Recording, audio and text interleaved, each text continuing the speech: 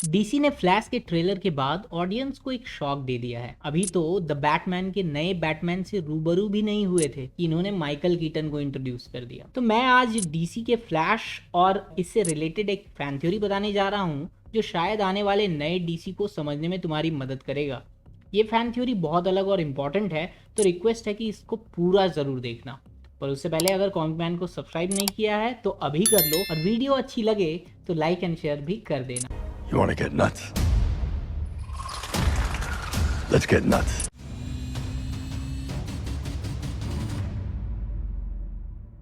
Trailer में हमको the flash के पास्ट और फ्यूचर का कॉन्सेप्ट दिखाया है।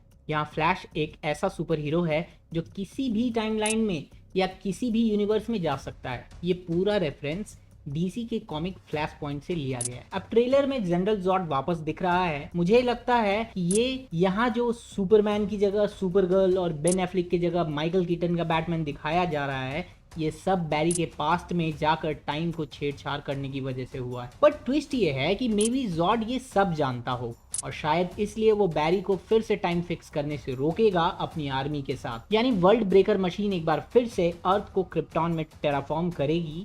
ये सब हैंडल नहीं कर पाएगा बैरी अकेले। साथ ही उसे ये भी पता चल जाता है कि इस टाइमलाइन के बैरी को अब तक पावर्स मिली ही नहीं है। सुपरमैन जैसे किसी के होने का कुछ अता पता नहीं है, मतलब बैरी टोटली अकेला है। तो इसलिए वो निकल जाता है अंकल बैटरी के पास टीम बनाने। अब बैटमैन और दो फ्लैश मिलकर सुपरगर्ल को जेल से फरार करने में मदद करेंगे, जैसा कि हमें ट्रेलर में दिखाया गया है, जहां थके हारे बूढ़े बैटमैन आखिरी बार जंग पर जाने को रेडी होंगे। यहाँ फ्लैश पॉइंट मूवी के सीन का रेफरेंस दिखाया जाएगा कि कैसे फ्लैश को इस टाइमलाइन में उसकी पावर मिली, कैसे बैटमैन के टावर पर एंटीना लगा के चेयर पर बैरी को बैठा के फिर बिजली गिराई जाएगी। पर इससे भी कोई पॉजिटिव रिजल्ट नहीं होगा।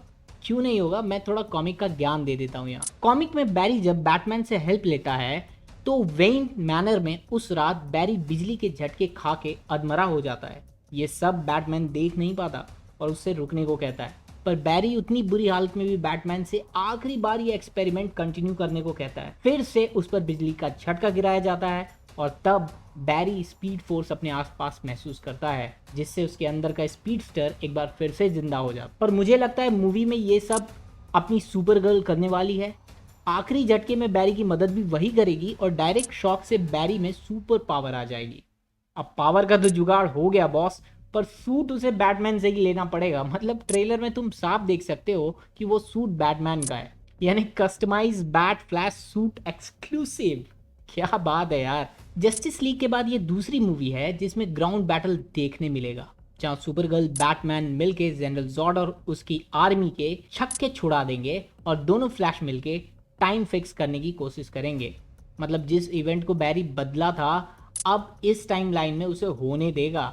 और मुझे ऐसा भी लग रहा है कि अपना ओरिजिनल वाला जो फ्लैश है, यानी अपने ओरिजिनल टाइमलाइन वाला फ्लैश, सब कुछ ठीक करने के चक्कर में रिवर्स फ्लैश बन जाएगा और अपने मॉम के डेथ का जिम्मेदार भी होगा। अब ये तुम ट्रेलर में दोनों बैरी के कॉन्वर्सेशन से समझ सकते हो कि बैरी पास्ट में किसी के मरने की बात कर रहा है जो प्रोबेबली उसकी मॉम हो सकती है। क्योंकि जैसा कि मार्वल में कैंग भैया की थ्योरी में भी कहा गया है कि टाइम में चेंज करके किसी एक इवेंट को बदलने पर उसके ओरिजिनल टाइमलाइन का पास्ट और फ्यूचर भी उस इवेंट के हिसाब से चेंज हो जाता है।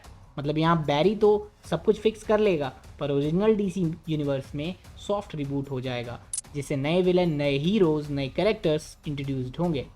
तो बस आज के लिए इतना ही। आगे मिलेंगे ऐसे ही किसी कॉमिक मैन की थ्योरी पर।